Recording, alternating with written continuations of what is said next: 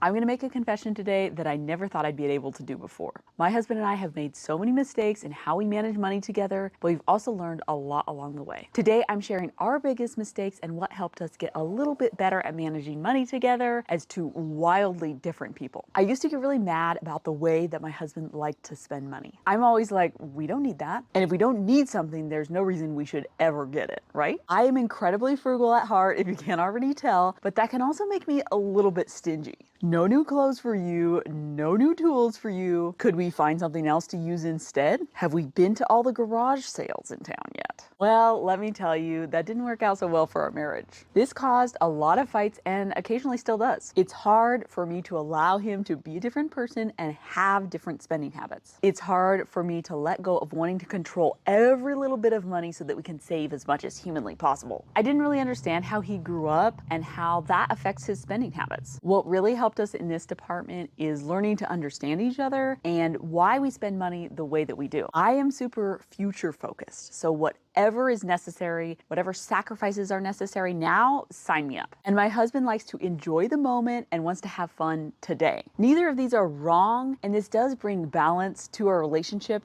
and our money. We added personal fun money to our budget, and we spend this money so differently from each other, but it's ours to spend how we want. And the other person does not get to complain. I think it's ludicrous some of the things that he wants to spend money on, but he probably thinks the same of me too. We have that freedom in our budget and our lives to spend money in a way that is true to us and be independent in what we think is fun. Another thing that brought so many arguments for us is forgetting about each other's dream. When I don't know what he wants for his future, I just go about my merry way, planning a totally different future than anything that he's interested in. This can be especially true if you have a quieter partner, someone who's not always rushing up to tell you about their future plans. I am traditionally the dreamer, but it's important for me to consider the dreams of my husband. It has really helped for us to dream together, where we're trying to come up with a cohesive plan that is about our future together, not a you plan or a me plan, but a us plan. And it really helps us to focus on what we actually do agree about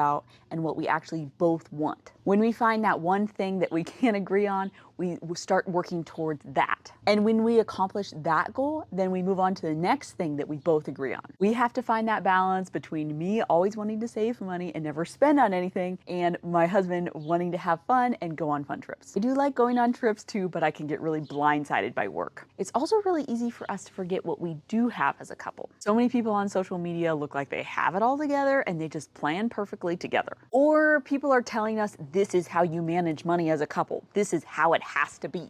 You can only have a joint account. You can never have any individual money. I'm not saying that that advice is necessarily good or bad, but I want to manage money in a way that works for me and my husband and not for them. It's okay to be different from other couples. It's okay that we have different standards and expectations. We want to do good for us, so it doesn't really matter what anyone else is doing, because that doesn't help my relationship. We also have ran into problems when we both try to do too many financial tasks. My husband and I both wanted to manage our money well, but we kept tripping over each other's toes. Did you pay that bill? I thought you did that. Did you write down that receipt? Yeah, that was not working out. What a mess. It got so confusing, and then things would slip through the cracks because we couldn't keep track of who did this or did that. It has really helped us to have our own jobs. He pays the bills, I write down the receipts in the budget. Okay, he's writing down the receipts in the budget too now because I'm pregnant and I need to sleep. Thanks, Matt. It really helps when we all know what's going on in the budget, but that doesn't mean we have to do each one of the tasks ourselves. This category is kind of all-encompassing, but the other thing that really got us into a lot of fights is bad communication. When we forget to use our systems, we forget to communicate, things get messy, get lost, and people get mad. We have this whiteboard on our fridge where we write down random expenses that don't have receipts, and that has helped. But when I forget to use that system, it creates major problems. We try to stay organized and have simple systems that make sense to us and aren't too much work to upkeep. Of course, this can be totally individual for everyone, but there's a spot where the receipts go. If you make a random purchase on Amazon, you'll write it down on the board. We try to touch base every single month when we're making that new budget. We want to know what unexpected things are going to come up and if the car needs maintenance and stuff like that. We also try to use our circle chart to keep track of those once a year sort of expenses like an Amazon renewal or the fact that there's 5 birthdays in July and none in October. What helps you avoid money arguments with your partner?